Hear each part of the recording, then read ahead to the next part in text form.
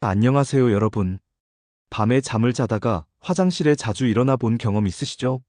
나이 드니까 원래 그렇지 하고 대수롭지 않게 넘기는 분들이 많습니다. 나이 먹으니까 당연하지. 우리 나이에 뭘 그런 걸 가지고 그래 하면서 그냥 넘어가시는 분들이 정말 많으신데 이게 단순히 노화 때문만은 아니라는 사실 알고 계셨나요? 오늘 영상에서는 야간뇨의 원인과 위험 신호, 그리고 생활 속에서 관리하는 방법까지 알려드리겠습니다. 자, 그럼 먼저 야간뇨가 뭔지부터 알아볼까요? 우리가 평소에 하루 종일 소변을 보는 횟수가 보통 6번에서 8번 정도예요. 아침에 일어나서부터 밤에 잠들기 전까지 말이죠. 그런데 잠자는 동안에 2번 이상 깨서 화장실에 간다면 이걸 의학적으로 야간뇨로 봅니다. 이걸 단순히 불편한 증상으로만 생각하면 안 되는 이유가 있습니다. 여러분, 잠이 우리 몸에 얼마나 중요한지 아시죠? 첫 번째, 계속 깨니까 깊은 잠을 못 자게 되고 기억력도 떨어지고 면역력도 약해져요. 그래서 낮에 계속 피곤하고 집중력도 떨어지고요. 특히 우리 나이에는 기억력이 중요한데 이런 식으로 잠을 못 자면 건망증이 더 심해질 수 있어요. 두 번째는 정말 위험한 건데요. 어두운 밤에 화장실 가다가 넘어지는 경우가 굉장히 많아요. 특히 우리 같은 나이에는 한 번 넘어지면 단순한 타박상이 아니라 골절까지 갈 수 있거든요. 고관절 골절이라도 당하면 정말 큰일이잖아요. 세 번째는 몸에 다른 병이 숨어 있다는 신호일 수도 있다는 거예요. 이게 가장 중요한 부분이에요. 그러면 도대체 왜 이런 일이 생기는 걸까요? 원인을 크게 네 가지로 나눠서 설명해 드릴게요. 첫 번째, 남성분들에게 아주 흔한 전립선 문제예요. 나이가 들면서 전립선이 점점 커지는 거예요. 그러면 요도를 누르게 되고 방광이 완전히 비워지지 않아서 자꾸 소변이 마려워져요. 아, 다 쌌는데 또 마려워? 이런 느낌 받아보신 분들 계시죠? 바로 그거예요. 그리고 전립선이 커지면 소변 줄기도 약해지고 시원하게 나오지도 않고요. 밤에 특히 더 심해지는 경우가 많아요. 두 번째는 과민성 방광이나 요실금인데 이건 여성분들에게 좀 더 흔해요. 조금만 소변이 차도 참기가 힘들죠. 정상적인 방광은 어느 정도 참을 수 있는데 과민한 방광은 조금만 차도 화장실 가야 해 하고 신호를 보내거든요. 특히 여성분들은 출산이나 폐경 이후에 이런 증상이 더 심해질 수 있어요. 골반 근육이 약해지면서 생기는 문제죠. 세 번째는 심장이나 콩팥 질환이에요. 이게 좀 복잡한데 쉽게 설명해 드릴게요. 심부전이나 신부전이 있으면 낮에는 다리 쪽에 물이 모여 있다가 밤에 누우면 그 물이 심장으로 돌아와서 소변으로 많이 나오게 돼요. 그래서 심장이나 콩팥에 문제가 있는 분들은 밤에 소변량이 훨씬 많아질 수 있어요. 네 번째는 생활 습관 때문이에요. 저녁 늦게 물을 많이 마시거나 커피나 술을 드시거나 특정 약물 때문에 그럴 수도 있고요. 특히 혈압약 중에 이뇨제가 들어있는 경우가 많은데 이런 약을 저녁에 드시면 밤에 소변이 많아질 수 있어요. 실제로 제가 아는 분들 얘기를 좀 들려드릴게요. 첫 번째 케이스는 70대 남성분인데요.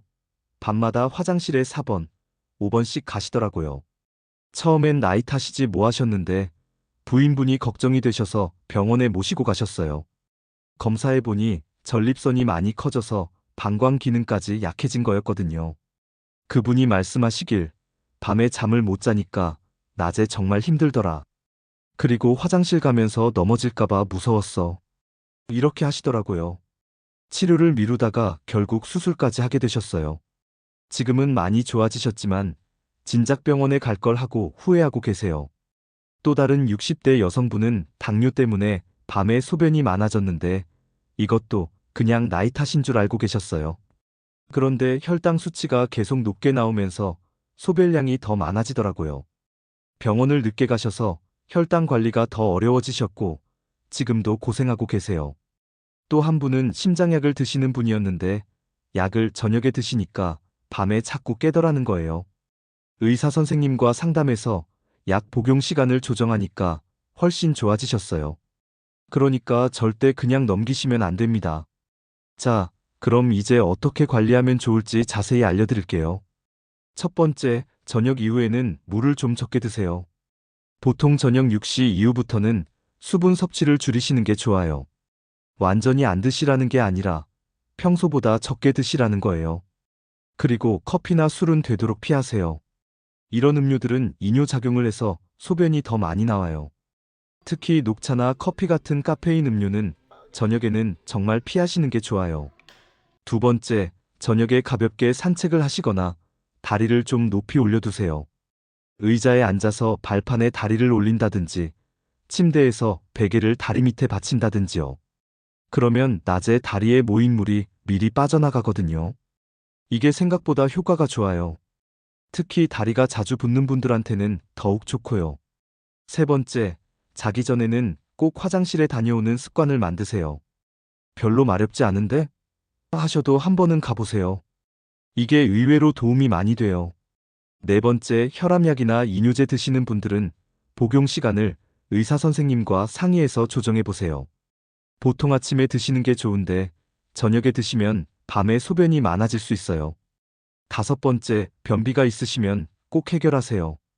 변비가 있으면 장이 방광을 누르게 되어서 야간유가 더 심해질 수 있거든요. 여섯 번째, 너무 꽉 끼는 옷이나 속옷은 피하시고 특히 잠잘 때는 편안한 옷을 입으세요. 그런데 무엇보다 중요한 게 있어요. 이런 증상이 2주 이상 계속되면 반드시 병원에 가보세요. 비뇨기과나 내과에 가시면 돼요. 정리해 드릴게요. 밤에 자주 화장실 가는 것, 나이 때문일 수도 있지만 심각한 병의 신호일 수도 있어요. 전립선, 당뇨, 심장이나 콩팥 질환이 숨어 있을 수 있거든요. 그러니까 그냥 참지 마시고 정확한 검사를 받아보시는 게 가장 안전해요. 오늘 영상이 여러분의 건강한 밤과 안전한 생활에 도움이 되었길 바랍니다. 앞으로도 시니어분들이 꼭 아셔야 할 생활 건강 정보를 쉽고 정확하게 전해드릴게요. 구독과 좋아요, 알림 설정 잊지 마시고요. 시청해주셔서 감사합니다.